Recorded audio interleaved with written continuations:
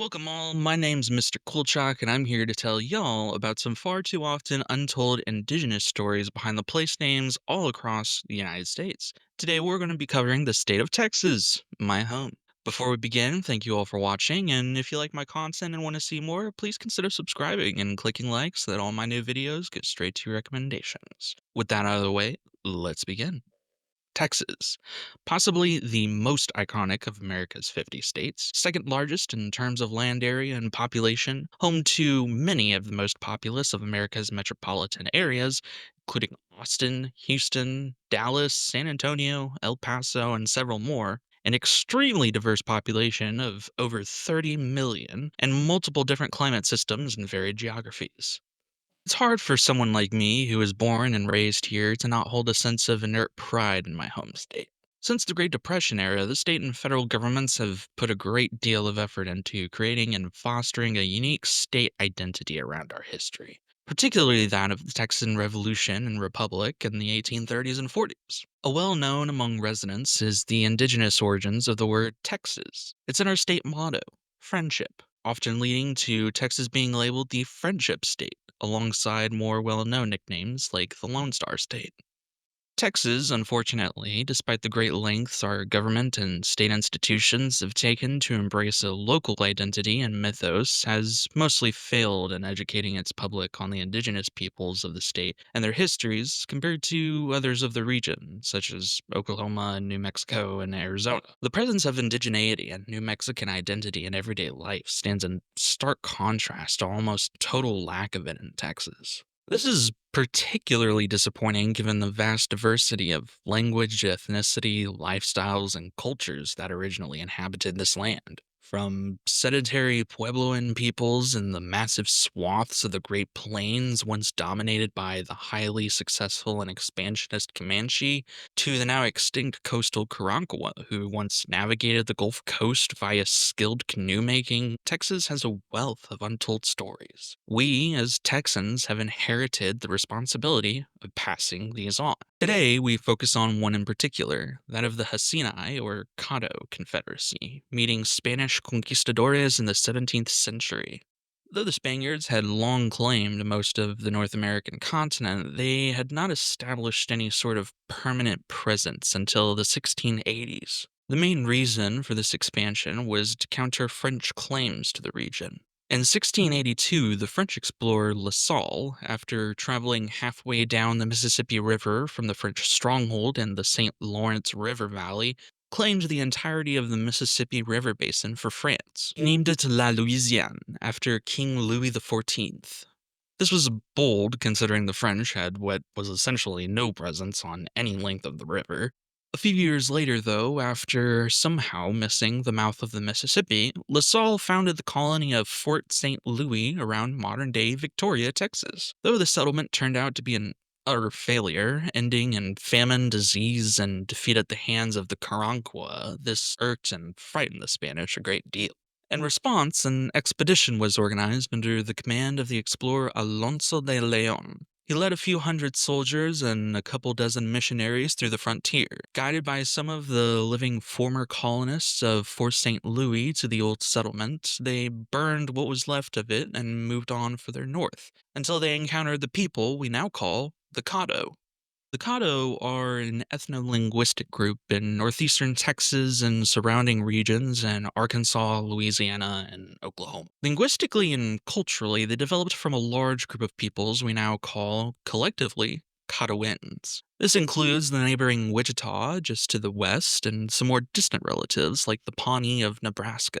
They all descended from the westernmost branch of the Mississippian culture. The Mississippian culture was a vast and extremely diverse group of peoples in the eastern half of the modern United States, unified mostly through their use of mound making for religious and political purposes. Mound making refers to the process of building large structures out of earth for various purposes, such as burial grounds, religious ceremonies, and building up structures for the elite higher than the surrounding flat plaza casas of the rest of the village. Outside of some very hostile and negative encounters with Hernando de Soto's famous expedition through the southeast and later French explorers and fur traders, the Caddo remained relatively untouched by the increasing European settlements in other parts of North America for 2 centuries. Unfortunately, this did not last. The Caddo people were made up of several smaller groups who organized themselves into loose political and military alliances we now call confederacies. When Alonso de Leon's expedition made its way north, they wandered into the territory of the Hasinai Confederacy, often just called the Caddo Confederacy today. Interactions were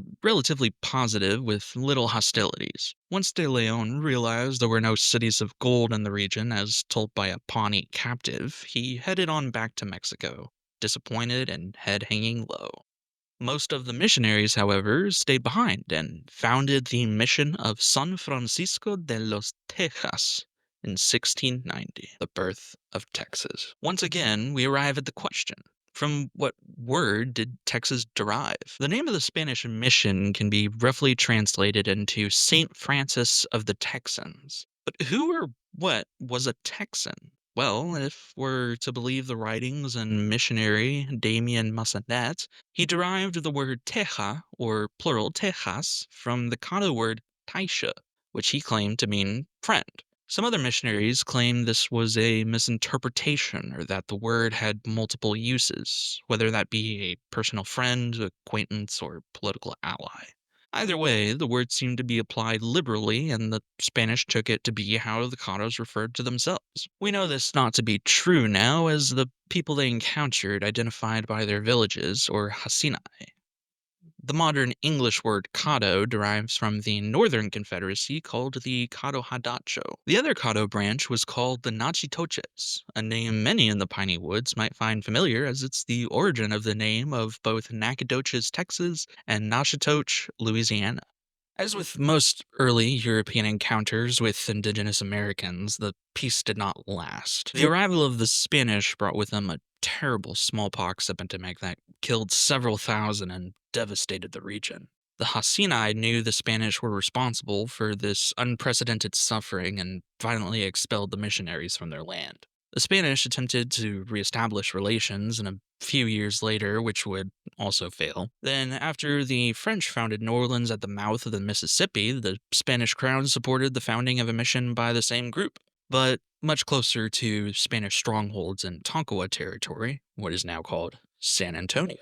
Though the history of the Caddo continued on long after these early encounters, it is too extensive a story to fit into the confines of this video. In a few generalizations, though, they were relatively peaceful and neutral throughout the many intercolonial conflicts before and after United States independence, though sometimes siding with the French to gain an upper hand against local enemies like the Chickasaw or Natchez. The Caddo Hadacho Confederacy moved into Mexico, what is now Texas, to escape the expansion of violent white settlers in what became the states of Arkansas and Louisiana.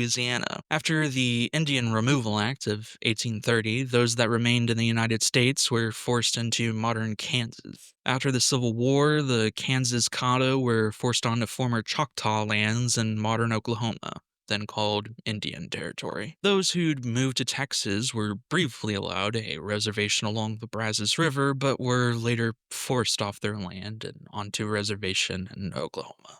After the Dawes Act passed in 1887, the Caddos suffered many of the same horrors as other indigenous groups in the U.S. at the same time. Forced allotment of communal lands into privately owned lots that were made to be sold to white settlers, kidnapping of children into Indian boarding schools, forced erasure of culture, identity, and language, the criminalization of indigenous forms of government, and many other blatant acts of ethnic cleansing. They did not accept this passively, of course, with many Caddo joining the ghost dance movement, a topic for another video. In the 20th century, they formally organized a tribal government alongside their linguistic and cultural relatives, the Wichita.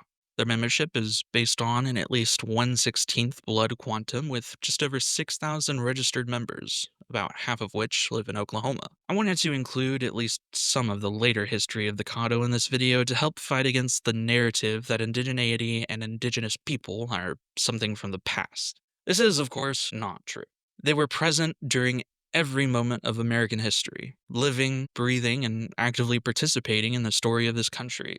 Let's not forget, then, that history doesn't begin and end at the first and last page of our history books. Thank you all for watching. I really hope y'all enjoyed this one, especially it being my home state. As I said before, like and subscribe, tap that bell, and hopefully I will see y'all in the next video.